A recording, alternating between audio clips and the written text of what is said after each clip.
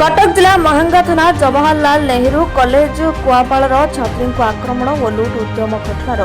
संपृक्त थिबा दुई जन अभियुक्त गिरफ्त कर कोर्ट चालाण कला महंगा पुलिस। सूचना मुताबक महंगा थाना मूल बसंत गाँव जवाहरलाल नेहरू कॉलेज कुआपाड़ +3 प्रथम वर्षर छात्री शुभस्मिता साहू गत मंगलवार दुई लुटेरा सहित लड़ाई कर चोरी आक्रमण में आहत हो निज धन जीवन को बचाई पारिथिले।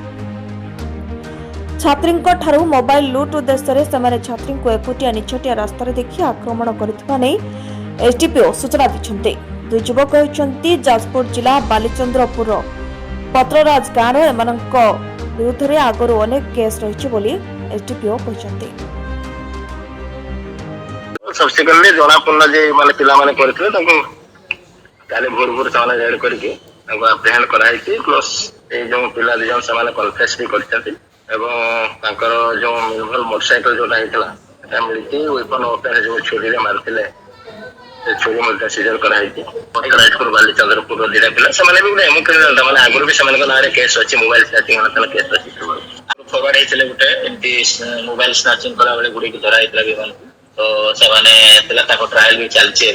चार्टी केस अच्छी दुईटी रोबरी मिसलेनियस केस चार्टी टोटाल केस अच्छी